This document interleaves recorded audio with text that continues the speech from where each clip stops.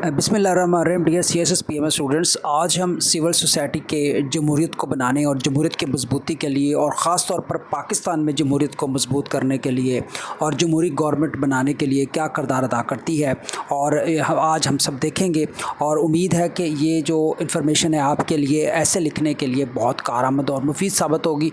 तो चलिए शुरू करते हैं। पाकिस्तान में जमहूरियत को मजबूत बनाने के लिए सिर्फ पार्लिमान या इलेक्शंस काफ़ी हैं या मुतहर्रिक सिविल सोसाइटी भी ज़रूरी है। आइए देखते हैं कि पाकिस्तान में सिविल सोसाइटी ने डेमोक्रेसी के लिए कौन कौन से प्रैक्टिकल सर्विसेज दी हैं। What is the civil society? Civil society उन गैर सरकारी इंस्टीट्यूशंस या ग्रुप्स को कहते हैं जो स्टेट से आज़ाद होकर पब्लिक इंटरेस्ट में काम करते हैं। इसमें NGOs, bar associations, trade unions, human rights commission of Pakistan, youth platforms, independent media वगैरह शामिल हैं। अब बात करते हैं कि सिविल सोसाइटी क्यों ज़रूरी है, वाई इट मैटर्स, क्यों ये अहम है पाकिस्तान के लिए और किसी भी डेमोक्रेटिक स्टेट के लिए। पाकिस्तान में जब भी डेमोक्रेसी वीक पड़ती है, कमज़ोर होती है, सिविल सोसाइटी ने आवाज़ बुलंद की है और आवाज़ बुलंद करती है। ये ट्रांसपेरेंसी, अकाउंटेबिलिटी और सिटीज़न पार्टिसिपेशन को इंश्योर करती है। मिसाल के तौर पर human rights commission of Pakistan HRCP अक्सर हुकूमती जो ज़्यादतियाँ होती हैं और बेसिक बुनियादी जो राइट्स होते हैं उनकी खिलाफ वर्जियों को रिपोर्ट करती है ताकि रियासत यानी कि स्टेट अपनी रिस्पॉन्सिबिलिटी पूरी करे। Now we talk about the core roles of the civil society. Civil society का कोर रोल गवर्नमेंट बनने में क्या होता है। गवर्नमेंट से अलग होती है, लेकिन जो गवर्नमेंट है, जो डेमोक्रेटिक गवर्नमेंट है, उसके बनने में जो कोर रोल है वो क्या होता है, इसके बारे में बात करते हैं। नंबर 1 पे बात करते हैं as a watchdog role. Civil society है वो एक वॉच डॉग के तौर पर अपना किरदार अदा करती है।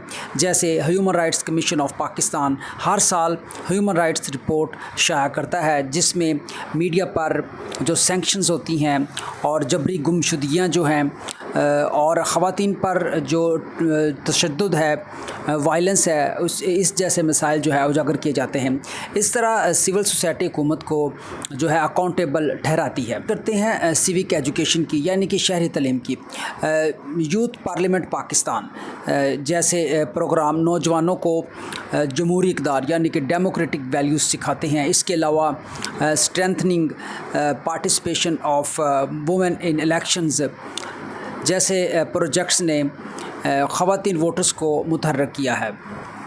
इलेक्टोरल इंटीग्रिटी की बात करते हैं एज इनका रोल जो है ना इलेक्टोरल इंटीग्रिटी में कैसे होता है। Free and fair elections network FAFEN ने 2013 और 18 के इलेक्शंस में हज़ारों जो डिबेटर थे तैनात किए। इनकी रिपोर्ट्स ने इंतखाबी इस्लाहात यानी कि इलेक्टोरल रिफॉर्म्स की बुनियाद फराहम की ताकि आइंदा इलेक्शन ज़्यादा ट्रांसपेरेंट हों। सिविल सोसाइटी है ये एक राइट्स और इंक्लूजन, हकूक़ और शमूलियत के हवाले से भी बात करती है।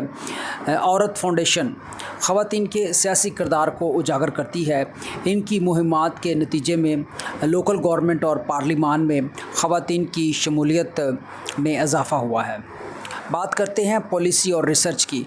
Pakistan institute of legislative development and transparency PILDAT parliament की कारकर्दगी पर रिसर्च रिपोर्ट शाया करता है और पब्लिक डिबेट्स करवाता है ताकि कानून साजी बेहतर हो। कॉन्फ्लिक्ट मिटिगेशन यानी कि तनाज़ात में कमी। इंटरफेथ हारमनी प्रोग्राम्स, इस प्रोग्राम में मजहबी रहनुमाओं और समाजी कारकुनों ने मिलकर जो सेक्टेरियनिज़म है, फ़िरकावारियत है, उसको ख़त्म करने और पीस एस्टेब्लिशमेंट के लिए कोशिशें की हैं। ख़ास तौर पर टेररिज्म के बाद की दौर की बात है। ये सिविल सोसाइटी के किरदार को हम तारीख़ी जो एग्ज़ाम्पल्स है इससे वाज़ह करने की कोशिश करते हैं। बात करते हैं लायर्स मूवमेंट 2007 टू 2009, इसके दौरान जो वकला तहरीक चली 2007 से 2009 के दौरान में, इसकी बात करते हैं। बार एसोसिएशंस और सिविल सोसाइटी ने अदलिया के आज़ादी के लिए भरपूर तहरीक चलाई जिसके नतीजे में चीफ़ जस्टिस बहाल हुए और कॉन्स्टिट्यूशन की बालादस्ती कायम हुई। سیلاب 2022 کی بات کرتے ہیں. ہزاروں سول سوسائٹی گروپس نے جو افیکٹی تھے اس سیلاب کے، ان کے لیے ریلیف کیمپس لگائے. اس نے دکھایا کہ جب ریاست کمزور ہو تو سول سوسائٹی عوام کی ریلیور بن جایا کرتی ہے. Right to information RTI laws کی بات کرتے ہیں. سول سوسائٹی کی کوششوں سے خیبر پختونخوا اور پنجاب میں انفارمیشن تک جو ایکسیس ہے اس کے قوانین بنے جس سے عوام سرکاری ریکارڈ تک پہنچ سکتے ہیں.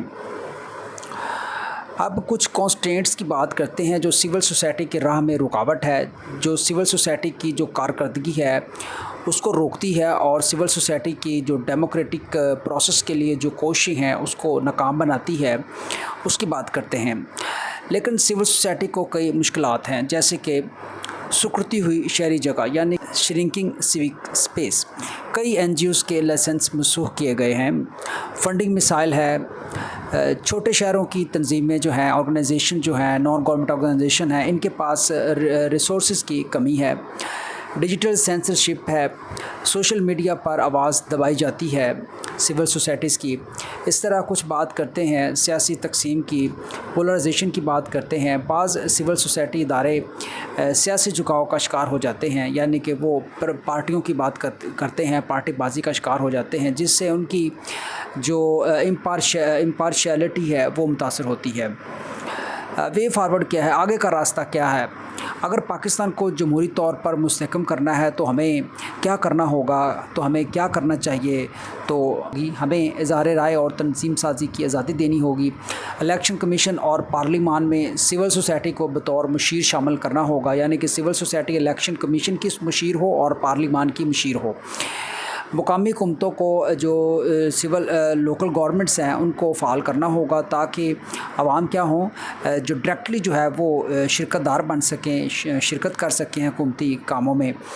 شفافیت بڑھائی جائے، ٹرانسپیرنسی کو بڑھایا جائے. مثلا سرکاری بجٹ جو پیش ہوتا ہے ہر سال، اور پالیسی جو ڈیٹا ہے عوام کے لیے کھولنا چاہیے. ہم اپنے کنکلوژن کی طرف بڑھتے ہیں کہ ہمارے ایسے کا کنکلوژن کیا ہوگا. پاکستان کی جمہوریت اس وقت مضبوط ہوگی، پاکستان کی ڈیموکریسی اس وقت مضبوط ہوگی جب اس کی سول سوسائٹی فنکشنل ہوگی، فری ہوگی اور ٹرانسپیرنٹ ہوگی. جب حکومت کا متبادل نہیں بلکہ جمہوریت کی طاقت بڑھانے والا ملٹی پلائر ہے، کیونکہ یہ حکومت کا متبادل نہیں ہے بلکہ جمہوریت کی طاقت بڑھانے والا ملٹی پلائر ہے. جمہوریت کی طاقت کو کئی گنا کر دیتا ہے. جمہوریت اس سے طاقت پکڑتی ہے. سول سوسائٹی عوام اور ریاست کے درمیان وہ پل ہے جو جمہوریت کو زندہ اور مضبوط رکھتا ہے. یہ جو سول سوسائٹی ہوتی ہے یہ پبلک اور اسٹیٹ کے درمیان ایک پل کا قائم کرتی ہے اور اسٹیٹ تک، گورنمنٹ تک عوام کی آواز بنتی ہے. Thank you very much.